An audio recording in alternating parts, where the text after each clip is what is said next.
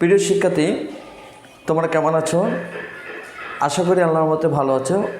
আমিও আল্লাহর রহমতে ভালো আছি। আজকে তোমাদের বায়োলজি দ্বিতীয় পত্রের আলোচনা। তো বায়োলজি দ্বিতীয় পত্রে যে আলোচনা করব একটি গুরুত্বপূর্ণ অধ্যায়। তোমরা জানো যে অধ্যায় 2, আর এর আগে বলেছিলাম যে অধ্যায় 2-এ 3টি টপিকস নিয়ে আলোচনা করা আছে। 3টি প্রাণী সম্পর্কে আলোচনা করা আছে। একটি হচ্ছে হাইড্রা, অন্যটি হচ্ছে ঘাসফড়িং, আর একটি হচ্ছে রুই মাছ, তাই না? তো মাই ডিয়ার স্টুডেন্ট, আমরা কিন্তু হাইড্রার সম্পর্কেও আমরা ক্লাস নিয়েছি। তো আজকেও কিন্তু হাইড্রার যে বাকি অংশ আমরা তোমাদের সামনে প্রেজেন্টেশন করব, এবং এই আজকে হাইড্রার টপিক সম্পর্কে আজকে আমরা শেষ করব। তো আমি তোমাদেরকে বলবো যে আজকে যে হাইড্রা যে টপিকস নিয়ে আমি কথা বলবো সেগুলো সম্পর্কে তোমাদেরকে প্রাথমিক ধারণা দিয়ে দিই। আজকে কিন্তু হাইড্রার একটা খুবই গুরুত্বপূর্ণ টপিকস আলোচনা করব, যেটা আমাদের বিশেষ করে বোর্ড পরীক্ষার জন্য খুবই ইম্পর্টেন্ট, এবং বোর্ড পরীক্ষা আসে এবং বিশেষ করে কলেজ পরীক্ষাগুলোতে এগুলো খুবই ইম্পর্টেন্ট, যেটা হচ্ছে খুবই গুরুত্বপূর্ণ, যে হাইড্রার চলন আর কি। তো এখন হচ্ছে হাইড্রার চলন আমরা বলতে আমরা কী বুঝতেছি, যে প্রক্রিয়া প্রাণী হোক, হাইড্রা হোক বা জীব হোক, তার জৈবিক প্রয়োজনে বা নিজ প্রচেষ্টা কী হচ্ছে এক স্থান থেকে অন্য স্থানে স্থানান্তরিত হয়, সেই প্রক্রিয়াটাকেই আমরা কি বলবো চলন, যেটাকে লোকোমোশন বলা হয়ে থাকে। তো হাইড্রার চলনটা বিভিন্ন প্রকার হয়ে থাকে। এখানে বিভিন্ন প্রকারের হাইড্রার চলন হতে পারে, প্রায় 8-10 প্রকারের হাইড্রার চলন করে থাকে। যেমন হচ্ছে লুপিং আছে, হ্যাঁ, লুপিং যেটাকে আমরা শোয়া প্রকার চলন বলবো, ফাঁসার চলন বলবো, যেটা ধীর গতিতে চলন করে থাকে। তো সেই লুপিং পদ্ধতিতে হাইড্রা ধীর গতিতে এবং লম্বা দূরত্বে অতিক্রমের জন্য হাইড্রা সাধারণত এই ধরনের চলন করে থাকে। দ্বিতীয় যেটা হচ্ছে ডিগবাজি চলন, যেটা সামারসল্টিং বলা হয়ে থাকে। এই প্রক্রিয়াটা হাইড্রা দ্রুত গতিতে চলে। এটা হচ্ছে অনেকটা আমরা দেখেছি যে উল্টো ডিগবাজির মতন চলা আর কি। বিশেষ করে আমরা দেখি যে অনেক সময় শিশু বাচ্চাদের ক্ষেত্রে উল্টো ভাবে ডিগবাজি খাওয়া, ঠিক সেই রকমভাবে হাইড্রা কিন্তু চলন করে থাকে। তারপরে হাইড্রা কিন্তু কি থাকে, সাঁতারভাবে চলতে পারে, সুইমিং করতে পারে। হাইড্রা কি হতে তোমার হচ্ছে ভাসতে পারে, তারপরে হচ্ছে হ্যাসলানোভাবে চলতে পারে, গ্লাইডিং যেটা অ্যামিবয়েড চলন হতে পারে। তো এইরকম হাইড্রার বিভিন্ন প্রকার চলন হতে পারে মাই ডিয়ার স্টুডেন্ট। তো এটা হাইড্রার আমি আজকেও বিস্তারিত হাইড্রার চলন সম্পর্কে তোমাদের সামনে প্রেজেন্টেশন করব। পাশাপাশি আমরা আরেকটা প্রেজেন্টেশন করব যে লুপিং এবং ডিগবাজি সামারসল্টিং চলনের মধ্যে কী তফাৎগুলো আছে, সেটা খুবই, এবং এই টপিকসটা তোমাদের বিশেষ করে সৃজনশীল প্রশ্ন হয়ে থাকে, এবং বিভিন্ন বছর বোর্ড পরীক্ষা তোমরা যদি দেখো যে বিভিন্ন বোর্ড পরীক্ষাতে এগুলো শান্ত প্রশ্ন হয়ে আসছিলো আর কি। তো মাই ডিয়ার স্টুডেন্ট, আমি তোমাদের আরেকটি কথা বলবো, বিশেষ করে হাইড্রার এই চলন সম্পর্কে বিশেষ করে আমাদের প্রশ্ন হয়ে থাকতে পারে, এবং সৃজনশীল প্রশ্ন হতে পারে, এবং পাশাপাশি এমসিকিউর জন্য এটা খুবই গুরুত্বপূর্ণ। পাশাপাশি আমি আলোচনা করবো প্রজনন সম্পর্কে হাইড্রা। তো আমরা জানি যে বিশেষ করে হাইড্রার যে প্রজননটাকে মূলতভাবে 2 ভাগে বিভক্ত। একটা হচ্ছে অযৌন জনন, একটা হচ্ছে যৌন জনন, এই যেটাকে বলে সেক্সুয়াল রিপ্রোডাকশন, একটা হচ্ছে সেক্সুয়াল রিপ্রোডাকশন। অযৌন জননের ক্ষেত্রে আমরা 2 ভাগে পড়বো। একটা হচ্ছে মুকুলোদ্গম বলবো, আরেকটি হচ্ছে বিশেষ করে দ্বিবিভাজন মুকুলোদ্গম, যেটাকে বার্ডিং বলা হয়ে থাকে। আরেকটা দ্বিবিভাজন পদ্ধতি বলবো। আর জনন পদ্ধতিতে আমরা জানি যে গ্যামেটের সাথে মিলন হয়ে থাকে। যে হাইড্রা কতগুলো হাইড্রা একলিঙ্গিক হচ্ছে, উভয়লিঙ্গিক হচ্ছে। তো হাইড্রা কিন্তু জনন প্রক্রিয়াও কিন্তু খুবই একটা গুরুত্বপূর্ণ আর কি। কারণ হাইড্রা কিন্তু তাদের শুক্রাশয় থেকে শুক্রাণুগুলো উৎপন্ন হয়, ডিম্বাশয় থেকে ডিম্বাণু উৎপন্ন হয়, শুক্রাণু এবং ডিম্বাণু মিলিত কী হয়, নিষেক প্রক্রিয়া হয়, নিষেকের মধ্যে জাইগোট হয়। আবার জাইগোট থেকে বিভিন্ন ধাপ অতিক্রম করে কী হচ্ছে, একটা শিশু হাইড্রার জন্ম লাভ করে, যেটাকে আমি প্রিস্পুটেন্ট বলবো, যে ডেভেলপমেন্ট বলবো। তো আজকে এই হাইড্রার কিন্তু জনন সম্পর্কেও তোমাদের সামনে বিস্তারিত আলোচনা করব। পাশাপাশি আরেকটা খুবই গুরুত্বপূর্ণ, এটাও কিন্তু তোমাদের বোর্ড পরীক্ষার জন্য এইগুলো প্রশ্ন হয়, মিথজীবিতাকে সিম্বায়োসিস যেটাকে বলা হয়, অর্থাৎ যখন 2টি ভিন্ন প্রজাতির জীব ঘনিষ্ঠভাবে সহ অবস্থানের ফলে একটি অপরকে উপকার করে। আমরা যেটা ওয়েল উইশার যেটাকে মনে করি, একজনের উভয়ের মধ্যে যে ওয়েল উইশার থাকে, উভয়ের মধ্যে যখন উপকার করে থাকে, সেই সম্পর্কটাকে আমরা মিথজীবিতা বলে। তেমনি বিশেষ করে জুকলোরা শৈবালের সাথে ক্লোর হাইড্রা ভিরিডিসিমা, যে হাইড্রার মধ্যে যে মিথজীবিত সম্পর্কে একটা উৎকৃষ্ট উদাহরণ, সেই উৎকৃষ্ট উদাহরণ সম্পর্কে আমরা ব্যাখ্যা সহ তোমাদের সামনে আলোচনা করব। তো মোটামুটি তোমাদের আজকে যে আলোচনা করব, সেই আলোচনা সম্পর্কে আজকে তোমাদের প্রাথমিক যেটা আমি জিস্ট বা সারমর্ম বলে তোমাদের সামনে আলোচনা করলাম। তো মাই স্টুডেন্ট, তোমাদেরকে আবার বলি যে আমার যে বায়োলজি যারা অনলাইন ক্লাসগুলো দেখছো, তোমাদেরকে আমার পক্ষ থেকে ওয়েলকাম জানাবো। তো আমি আশা করতেছি আজকে যে বায়োলজি ক্লাস তোমাদের জন্য খুবই ইম্পর্টেন্ট, গুরুত্বপূর্ণ। এই জন্য আমার বায়োলজি ক্লাস, আমার ভিডিও অনলাইন ক্লাসটা দেখার জন্য তোমরা অবশ্যই বিশেষ করে অনলাইনের দিকে তোমরা মনোযোগী হও, আর পাশাপাশি তোমরা এটার পরবর্তী আয়ত্ত করবে, এটা আমার under request. Please my dear student, তোমরা অনলাইন ক্লাসের দিকে খেয়াল করো।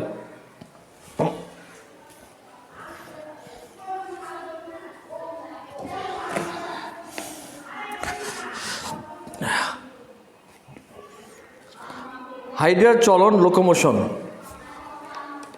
তো মাই ডিয়ার স্টুডেন্ট, যে প্রক্রিয়া জীবদেহে জৈবিক প্রয়োজনে নিজ চেষ্টায় স্থানান্তরিত হয় তাকে চলন বলে। চলনটা হচ্ছে হাইড্রার যে চলন হচ্ছে, এটা আবার হাইড্রার তিনটি কারণে হয়ে থাকে। একটা হচ্ছে হাইড্রার কোষিকা, বিশেষ করে টেন্টাকেলস বলবো। হাইড্রার বিশেষ করে পেশি আবরণী কোষগুলো সংকোচন প্রসারণ তৈরি করে। আর পাশাপাশি যে হাইড্রার যে 3 ধরনের নেমাটোসিস্ট রয়েছে, সেই নেমাটোসিস্টের কারণে হাইড্রার চলন কাজে সহায়তা করে থাকে।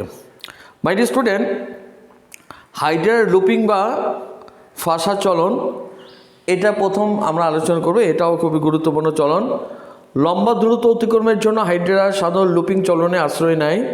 এই প্রক্রিয়ার শুরুতে এক পাশের পেশি আবরণী কোষগুলো সংকুচিত হয়, অপর পাশে অনুরূপ কোষগুলো সম্প্রসারিত হয়। ফলে হাইড্রার গতিপথের দিকে দেহকে প্রসারিত করে ও বাঁকিয়ে মৌখিক তলকে ভিত্তির কাছাকাছি নিয়ে আসে, এবং কোষিকার গ্লুটিনেন নেমাটোসিস্টের সাহায্যে ভিত্তিকে আটকে ধরে। এরপর পাত চাকতি মুক্ত করে মুখের কাছাকাছি এনে স্থাপন করে, কোষিকা বিযুক্ত করে সোজা হয়ে দাঁড়ায়। এই পদ্ধতি পুনরাবৃত্তি ঘটিয়ে হাইড্রার স্থান ত্যাগ করে। তাহলে এই প্রক্রিয়াটা হচ্ছে এইভাবে করে হাইড্রার চলন করে। তোমরা প্লিজ তোমাদের পাঠ্য বইতে প্রফেসর গাজী আজমল স্যারের বই আমি বলবো বিশেষ করে, তো ওই স্যারের বইতে নতুন বইয়ের মধ্যে 58 নম্বর পৃষ্ঠা তোমরা খেয়াল করে দেখো।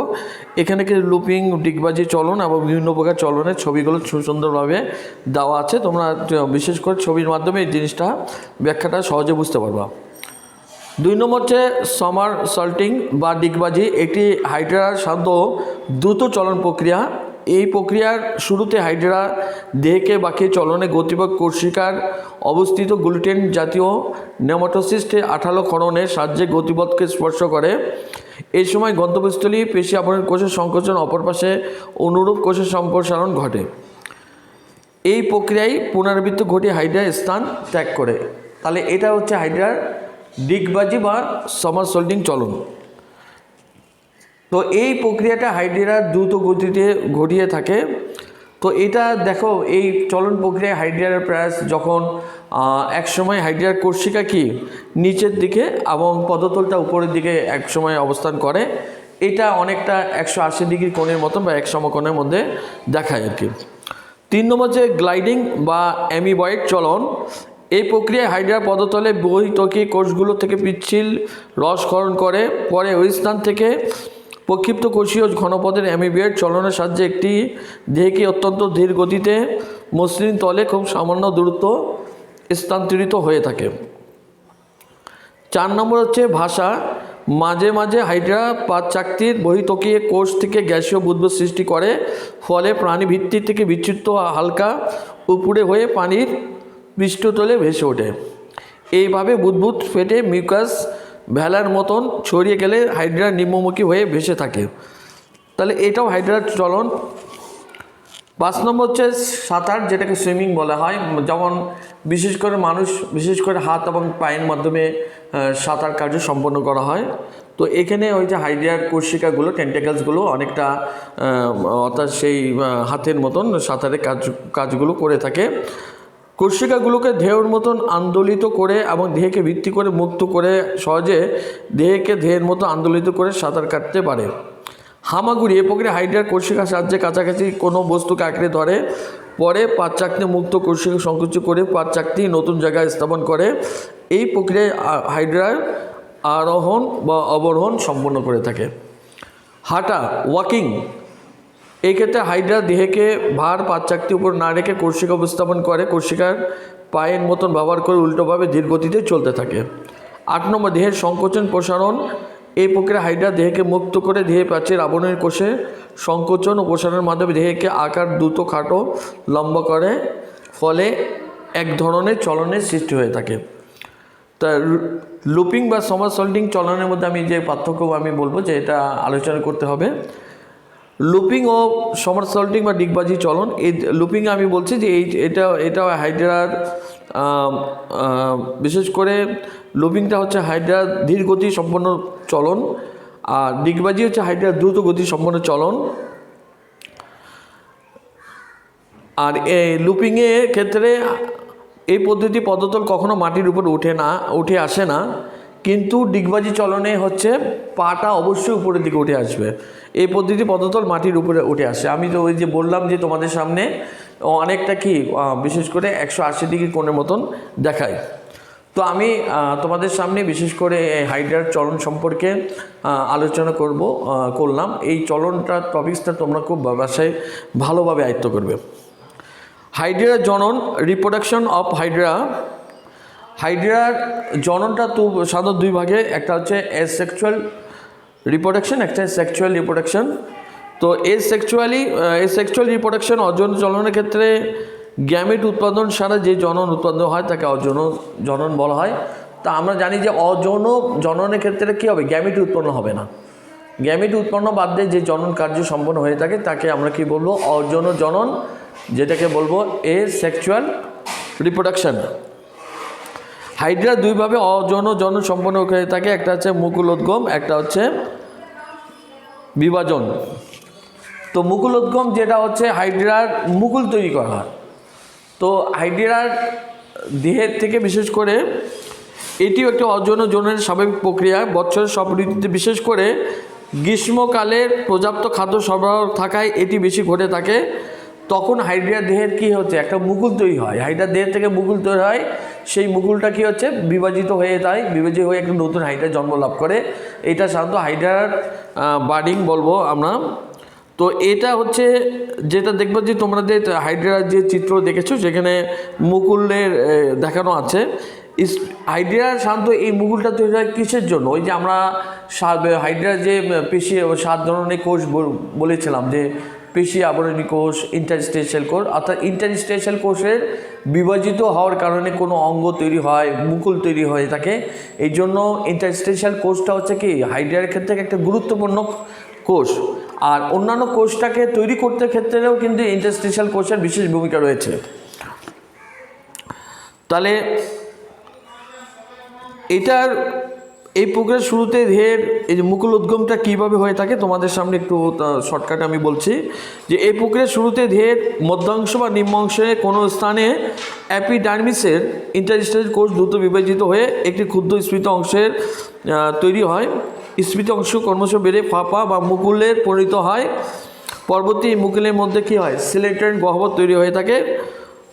পরবর্তী একসময় এই মুকুলটি মাতৃ হাইড্রা থেকে পুষ্টি গ্রহণ করে এবং মুখছিদ্র, হাইপোস্টম এবং কোষিকা তৈরি হয়, তথা অপত্র হাইড্রা মাতৃ হাইড্রার থেকে বিচ্ছিন্ন হয়ে যায়।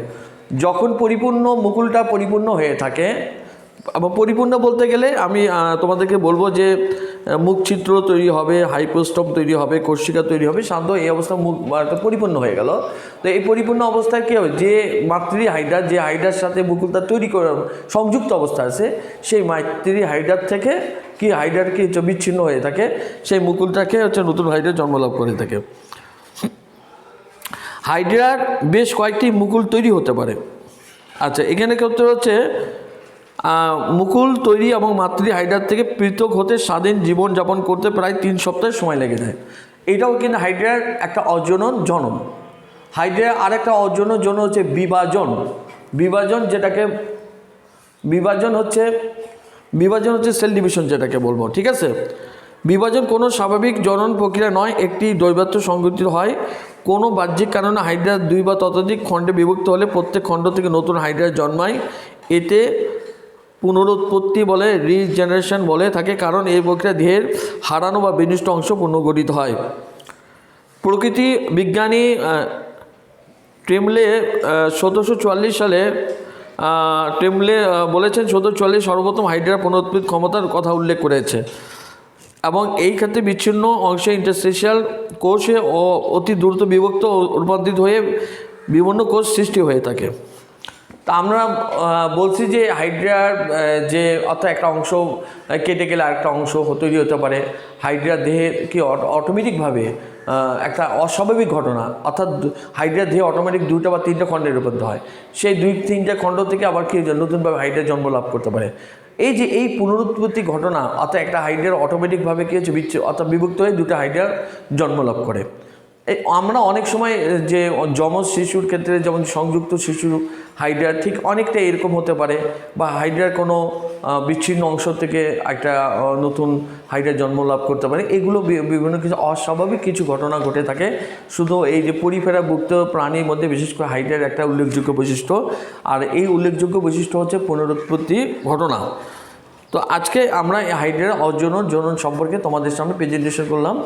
নাম্বার 2 হচ্ছে যৌন জনন, সেক্সুয়াল রিপ্রোডাকশন। আমি তোমাদেরকে বলবো যে বিশেষ করে যৌন জননটা হচ্ছে আমরা জানি যে হাইড্রার কতগুলো হাইড্রা হচ্ছে কি উভয় লিঙ্গ হতে পারে, এক লিঙ্গ হতে পারে, কিন্তু উভয় লিঙ্গ হওয়ার সত্ত্বেও কিন্তু নিজের মধ্যে কী হতে প্রজনন কার্য সম্পন্ন হয় না, উভয়ের মধ্যে এই কাজটা হয়ে থাকে। বিশেষ করে যৌন জনন ক্ষেত্রে আমাদের দরকার গ্যামিট উৎপন্ন হওয়ার জন্য। গ্যামিট উৎপন্ন হলে হবে না, গ্যামিটের মিলন হতে হবে। মিলনটাকে নিষেক বলবো, আর নিষেকের পর যখন একটা কোষে রূপান্তরিত হয় সেটাকে আমরা জাইগোট বলবো আর কি। তো আমরা জানি হাইড্রার শুক্রাশয় থেকে আছে। শুক্রাশয়টা কী হচ্ছে অনেকটা কী হচ্ছে অর্থাৎ নিপুলের মতন আকৃতি হয়। শুক্রাশয় কী হচ্ছে কোন প্রক্রিয়ায় শুক্রাণু উৎপন্ন হয়? আমরা জানি যে স্পারমাটোজেনেসিস প্রক্রিয়ায়। স্পারমাটোজেনেসিস প্রক্রিয়া কী হচ্ছে, স্পার্ম তৈরি হচ্ছে, যেটাকে স্পারমাটিড বলা হচ্ছে। স্পারমাটিড হ্যাপ্লয়েড স্পারমাটিড, অর্থাৎ প্রতিটি 4টি করে কার্যকরী হ্যাপ্লয়েড স্পারমাটিড তৈরি হয়। সেই স্পারমাটিডটা হচ্ছে কি শুক্রাণুতে রূপান্তরিত হয়। অটোমেটিকভাবে হাইড্রার ডিম্বাশয় থেকে ডিম্বাণু উৎপন্ন হয়ে থাকে। সেই ডিম্বাণুতে যে প্রক্রিয়াটা উৎপন্ন হয় সেটাকে জেনেসিস প্রক্রিয়া বলা হয়। তো জেনেসিস প্রক্রিয়াতে কী হচ্ছে, ডিম্বাণু উৎপন্ন হচ্ছে। সেই ডিম্বাণুটা একটি কার্যকরী ডিম্বাণু উৎপন্ন হয়। তো আমরা সাধারণত দেখতেছি যে এটা কীভাবে সংঘটিত। হাইড্রা সাধারণত পানিতে কেউ শুক্রাণুগুলো ছেড়ে দেয়, অর্থাৎ 24 ঘন্টার মধ্যে শুক্রাণুগুলো অটোমেটিকভাবে কী হচ্ছে ডিম্বাণুর সাথে মিলিত হয়। এবং শুক্রাণু এবং ডিম্বাণু মিলনটাকে আমরা কী বলবো, যখন নিষেক বলবো। নিষেকটা যখন হওয়ার পর আমরা জানি শুক্রাণুটা ডিম্বাণু নিউক্লিয়াসের মধ্যে অবস্থান করে, একটা কোষে রূপান্তরিত হয়, জাইগোটে রূপান্তরিত হয়। এটা যখন 24 ঘন্টা পর যখন জাইগোট বা কোষে রূপান্তরিত সেটাকে আমরা জাইগোট বলবো। এই যে জাইগোট থেকে এখন একটা শিশু হাইড্রা যে জন্ম লাভ করবে, এটা একটা দীর্ঘ প্রক্রিয়া। এই প্রক্রিয়াটাকে আমরা বলবো পরিস্ফুটন, যেটা ডেভেলপমেন্ট বলা হয় থাকে। পরিস্ফুটন কি, জাইগোট থেকে শুরু করে শিশু হাইড্রার জন্ম লাভ করা পর্যন্ত যে বিভিন্ন বিভাজন ঘটে হয়, অঙ্গতন্ত্র তৈরি হয়ে থাকে এবং পূর্ণাঙ্গ হাইড্রার জন্ম তৈরি হয়ে থাকে, সেটাকে আমরা বলবো ডেভেলপমেন্ট, যেটাকে বলে পরিস্ফুটন হয়। এই পরিস্ফুটনের মধ্যে এখন যখন জাইগোট অবস্থায় থাকে, একটা কোষ অবস্থায় থাকে, আমরা জানি সাধারণত কোষ অবস্থায় গেলে প্রথমে কী হবে, এটাকে সেল ডিভিশন করতে পারে, ক্লিভেজ হতে পারে। তো এই পরিস্ফুটনের কয়েকটা ধাপ আছে।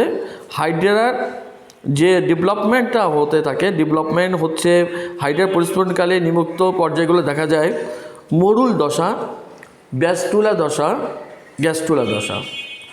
তো মরুল দশাতে জাইগোট মাইটোসিস প্রক্রিয়ায় বারবার বিভক্ত হয়ে বহুকোষী নিরেট ও গোলাকার কোষপিণ্ডে পরিণত হয়, একে মরুল বলা হয়। ব্যাস্টুলাতে সাধারণত শীঘ্রই মরুলার কোষগুলো এক স্তরে সজ্জিত হয়ে একটি ফাঁপা গোল ভ্রমণ পরিণত হয়। এর নাম ব্যাস্টুলা বলে। ব্যাস্টুলা কোষগুলোকে ব্লাস্টোমিয়ার বলে এবং কেন্দ্রে ফাঁকা গহ্বরকে ব্লাস্টোসিল বলা হয়ে থাকে। 3 নম্বর হচ্ছে গ্যাস্টুলা, যেটাকে গ্যাস্টুলেশন প্রক্রিয়া বলবো। এই গ্যাস্টুলেশন প্রক্রিয়াতে বিভিন্ন কী থাকে, গ্যাস্টুলার চারিদিকে কাইটিন নির্মিত কাঁটাযুক্ত সিস্ট আবরণী গঠিত হয়ে থাকে। সিস্টগ্রস্ত ভ্রূণটি মাতৃ হাইড্রার থেকে বিচ্ছিন্ন হয়ে পানির তলদেশে চলে যায়। 4 নম্বর হচ্ছে হাইড্রুলা। বসন্তের শুরুতে অনুকূল তাপমাত্রায় সিস্টের মধ্যে একটি ক্রমশ লম্বা হতে থাকে এবং অগ্রপ্রান্তে হাইপোস্টম, মুখছিদ্র ও কোষিকা এবং পশ্চাৎপ্রান্তে বাচ্চাকটি গঠিত হয়। ভ্রূণে এই দশাকে হাইড্রুলা বলা হয়ে থাকে। হাইড্রুলা সিস্টের আবরণী বিদীর্ণ করে পানিতে বেরিয়ে আসে এবং স্বাধীন জীবনযাপন শুরু হয়। তাহলে দেখো, তাহলে আমরা পরিস্ফুটনে যে 3টি ধাপটা অতিক্রম করার পর যখন পূর্ণাঙ্গ অর্থাৎ শিশু হাইড্রার জন্ম লাভ করে সেটাকে আমরা হাইড্রুলা বলে থাকি।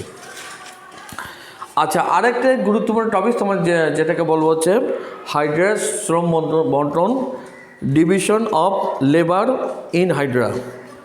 বহুকোষী জীবদের বিভিন্ন অঙ্গ বা তন্ত্রের মাধ্যমে শারীরবৃত্তীয় কার্যবলীর সুষম বন্টনকে শ্রম বন্টন বোঝায়। কোষভিত্তিক শ্রম বন্টন ক্ষেত্রে দেখো, হাইড্রার যে বিভিন্ন কোষগুলো আছে, বিশেষ করে হাইড্রা তো বিশেষ করে দ্বিস্তরী প্রাণী। হাইড্রার কি আছে, অ্যাপিডার্মিস আছে, ভিতরে আছে অ্যান্ডোডার্মিস, মাঝখানে কিন্তু মেসোগিলিয়া একটা অকোষীয় স্তর রয়েছে। তো পেশি আবরণী কোষ, এসব কোষ কী থাকে, সংকোচন প্রসারণ করে থাকে। ইন্টারস্টিশিয়াল কোষ মুকুল, শুক্রাশয়, ডিম্বাশয় দেহের বিভিন্ন পুনর্গঠন প্রক্রিয়া ভূমিকা পালন করে। নিউরোসাইট কোষ আত্মরক্ষার শিকার ধরা চলনে সাহায্য করে। সংবেদী কোষগুলো পরিবেশে উদ্দীপনা গ্রহণ করে। অর্থাৎ বহির্ত্বকের প্রত্যেক কোষগুলো যে বিশেষ বিশেষ যে কার্য আছে, বিশেষ করে এইটাকে আমরা বলবো শ্রম বন্টন।